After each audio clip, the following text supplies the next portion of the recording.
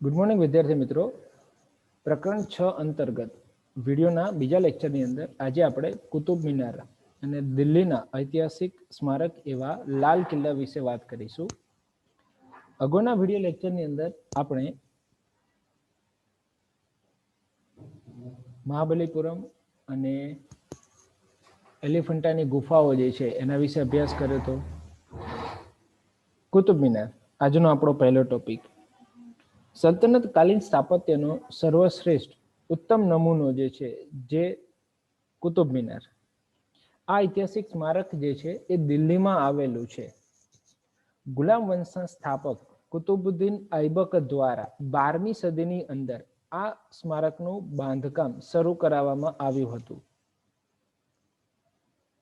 સલ્તનત કાળનો આ એક વિશ્વ પ્રસિદ્ધ નમૂનો કે જેનું બાંધકામ કુતુબુદ્દીન ઐબકે શરૂ કરાવ્યા બાદ તેનું આકસ્મિક અવસાન થયું અને તેના આકસ્મિક અવસાન બાદ તેના જમાઈ, ઉત્તરાધિકારી, વારસદાર આપણે જેને ઓળખીએ છીએ એ ઇલ્તુત્મિશે આ કામ પૂર્ણ કરાવ્યું ઈસવીસન 1210 બરાબર.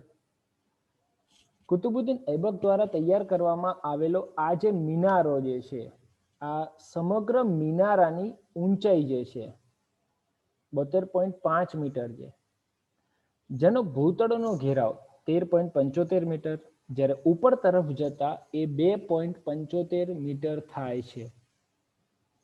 આખો મિનારો જે છે જે લાલ અને સફેદ આરસ છૂટથી વાપરી અને તૈયાર કરાયેલો છે. લાલ પથ્થર અને આરસ એની અંદર છૂટથી બાંધકામમાં વપરાયેલા છે. કુતુબ મિનારના જુદા જુદા ભાગો ઉપર કુરાનની આયાતો કંડારવામાં આવેલી છે.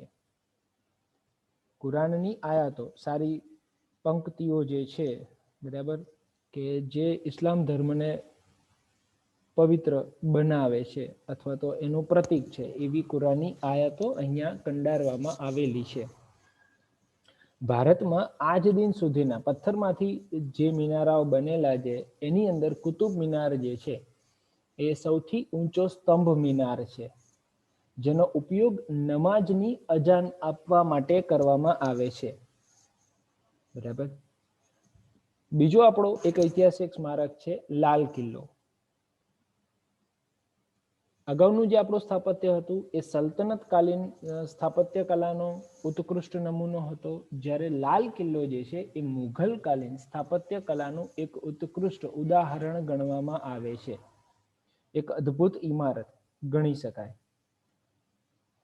આ ભવ્ય કિલ્લો જેનું બાંધકામ શાહજહાંએ 1638 કરાવ્યું હતું અને એ દિલ્હીમાં આવેલો છે.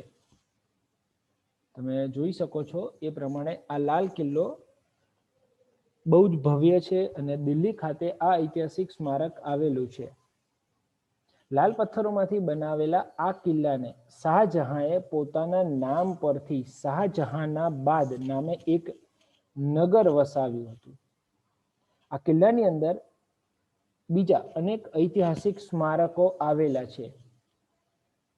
દીવાને આમ, દીવાને ખાસ, રંગ મહેલ, શાહી સ્નાનાગર, લાહોરી દરવાજા, મીના બજાર, મુઘલ ગાર્ડન, ઔરંગઝેબે બંધાવેલી મોટી મસ્જિદ જેવા અનેક મનોહર સ્મારકો, ઐતિહાસિક ઇમારતો જે છે એ આ લાલ કિલ્લાની અંદર આવેલા છે.